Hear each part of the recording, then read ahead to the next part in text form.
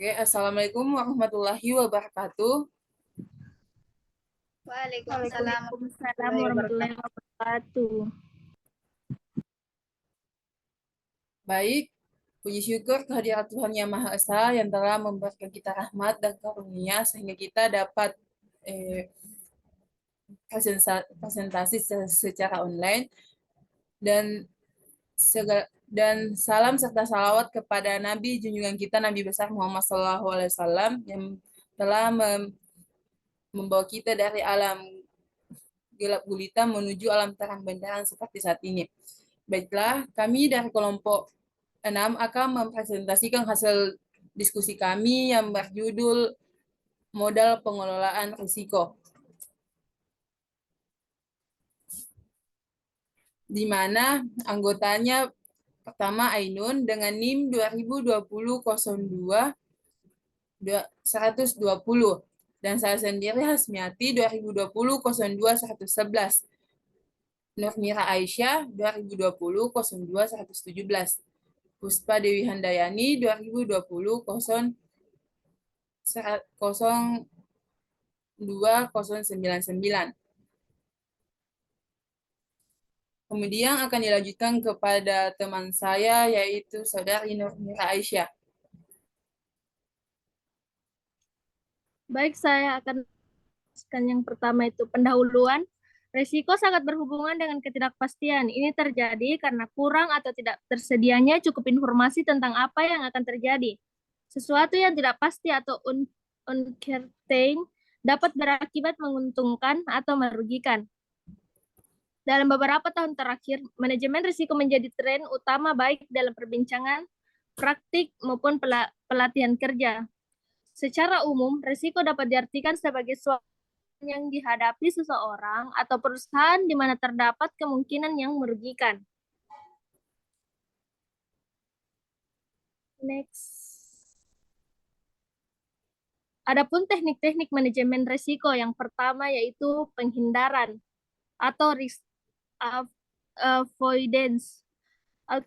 Alternatif penghindaran risiko pada umumnya dapat dilakukan pada tahap perencanaan, di mana kemungkinan risiko yang terjadi diatasi dengan berbagai tindakan pencegahan. Misalnya risiko kebanjiran yang dapat diatasi dengan mencari lokasi yang bebas banjir, atau risiko kebanjiran yang dapat diatasi dengan mencari lokasi, atau risiko melanggar peraturan pengelolaan lingkungan yang dapat dilakukan dengan mempersiapkan seluruh dokumen dan persyaratan yang terkait dengan lingkungan, atau risiko yang adanya penuntut komplain dari konsumen terhadap produk yang dihasilkan dapat mencantumkan spesifikasi produk yang dihasilkan pada yang spesifik produk yang jelas dan rinci serta melakukan berbagai uji coba sebelum produk dipasarkan. Namun untuk risiko murni atau pure risk dengan kemungkinan terjadinya rendah serta sukar diprediksi, teknik penghindaran tidak dapat digunakan. Yang itu menahan atau menanggung, atau bisa disebut risk retention. Pada suatu kondisi dengan pertimbangan tertentu, perusahaan berani menanggung berbagai kemungkinan risiko yang terjadi. Namun demikian, perusahaan tetap berupaya agar risiko itu tidak terrealisasi atau terjadi, atau juga mencadangkan sejumlah anggaran dengan pola tertentu sebagai antisipasi bila kondisi terburuk terjadi. Selanjutnya akan dilanjutkan kepada Saudari Puspa Dewi Handayani.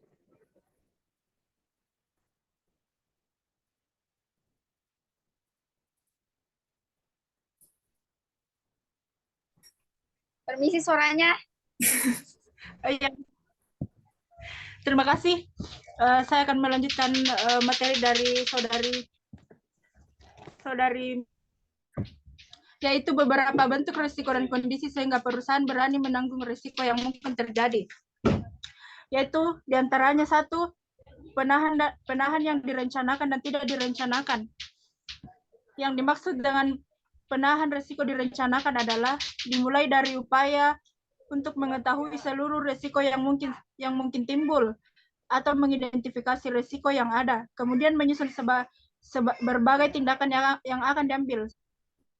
Penahanan risiko tidak direncanakan adalah merupakan bentuk kegagalan perusahaan dan mengidentifikasi risiko yang mungkin terjadi, sehingga pada saat risiko itu terjadi, perusahaan mengidentifikasi sehingga perusahaan tidak memiliki anggaran atau tidak memiliki tindakan yang telah terencana dan mengatasinya. Kemudian pendanaan risiko yang ditahan. Dalam retention atau menahan risiko, perusahaan tetap menumbuhkan anggaran walaupun dalam jumlah yang lebih sedikit jika dibandingkan harus melakukan risk transfer. Terima kasih.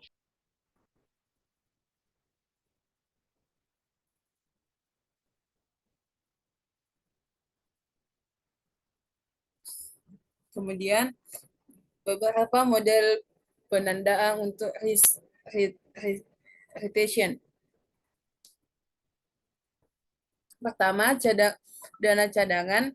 Dana cadangan merupakan pengolokasian atau penyisihan dana tertentu, dapat dari keuntungan perusahaan atau yang lain secara periodik dengan tujuan untuk pembiayaan kerugian yang mungkin. Misalnya saja sebesar 1% dari laba ditahan dialokasikan untuk pengelolaan risiko. Kedua, self-insurance. Dilakukan dengan cara menyisihkan atau membayarkan sejumlah dana tertentu atau berdasarkan hasil perhitungan kepada pihak di dalam perusahaan yang ditugaskan untuk mengelola risiko. Kemudian captive insurance. Sebenarnya tidak jauh berbeda dengan self-insurance, di mana perusahaan membayarkan atau mengalokasikan sejumlah dana tertentu kepada pihak di dalam perusahaan. Namun untuk affiliate insurance, pihak pengelola risiko mendirikan perusahaan lain yang merupakan anak perusahaannya. Kemudian diversifikasi. Diversifikasi berarti menyebarkan eksposur yang kita miliki sehingga tidak terkonsentrasi pada suatu atau dua eksposur saja. Contohnya memegang aset tidak hanya satu, tetapi bermacam-macam. Jika terjadi kerugian pada satu aset, kerugian tersebut bisa dikompensasikan oleh keuntungan dari aset yang lainnya. Kemudian transfer risiko. Keputusan mengalihkan risiko adalah dengan cara risiko yang kita terima tersebut, kita alihkan ke tempat lain sebagian. Jika tidak ingin menanggung risiko tertentu, kita dapat mentransfer risiko tersebut kepada pihak lain yang lebih mampu menghadapi risiko tersebut. Contoh, membeli asuransi kecelakaan. Jika terjadi kecelakaan, perusahaan asuransi akan menanggung kerugian dari kecelakaan tersebut. Kemudian, pengendalian risiko, di mana untuk mencegah atau menurunkan probabilitas terjadinya risiko atau kejadian yang tidak diinginkan, keputusan mengontrol risiko adalah dengan cara melakukan kebijakan antisipasi terhadap timbulnya risiko sebelum risiko itu terjadi. Contohnya, untuk mencegah kebakaran, kita memasang alarm asap di bangunan kita. Alarm merupakan salah satu cara kita mengendalikan risiko kebakaran. Selanjutnya, saya persilahkan kepada Saudari Ainun. Ya, baik. Terima kasih. Adapun risk transfer, berikut ini beberapa cara dalam risk transfer. Yang pertama, asuransi, yaitu kontrak perjanjian antara yang diasuransikan dan perusahaan asuransi, di mana insurer bersedia memberikan kompensasi atas kerugian yang dialami pihak yang dijanjikan dan pihak pengasuransi memperoleh premium asuransi sebagai balasannya. Yang kedua, handing, yaitu salah satu bentuk risk transfer dengan melibatkan pihak lain sebagai penanggung jawab bila terjadi kejadian yang tidak diinginkan terjadi.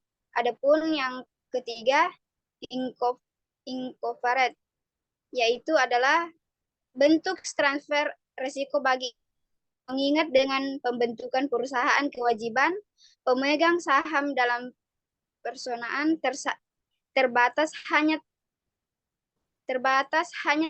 pada modal yang disetorkan.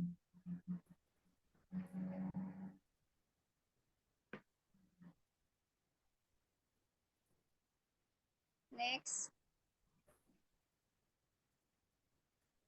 Adapun 4 hal perlu dalam transaksi asuransi. Yang pertama, perjanjian kontrak. Yang kedua, pembayaran remi. Yang ketiga, tanggungan definitif yang dibayarkan jika terjadi kerugian seperti yang disebutkan dalam kontrak. Yang keempat, penyambungan sumber daya oleh perusahaan asuransi yang diperlukan untuk membayar tanggungan. Ya, baiklah. Ada Saudari Hasmiati. Oke, itulah presentasi kami. Baiklah, saya akan membacakan kesimpulan. Secara umum, risiko dapat diartikan sebagai sesuatu keadaan yang dihadapi seseorang atau perusahaan di mana terdapat kemungkinan yang merugikan. Namun juga dilihat kerugian tidak langsungnya seperti tidak bisa beroperasinya perusahaan selama beberapa bulan sehingga menghentikan arus kas. Risiko sangat tidak bisa dihindari, tetapi risiko dapat dikurangi atau dihilangkan dengan pengelolaan risiko. Karena risiko sangat mengandung ketidakpastian, maka dalam menjalankan usaha perlu diterapkan manajemen risiko maupun pengelolaan risiko. Pengelolaan risiko terbagi dalam bermacam-macam metode, mulai dari penghindaran, menahan, atau menanggung, diversifikasi, transfer risiko, pengendalian risiko, dan pendanaan risiko.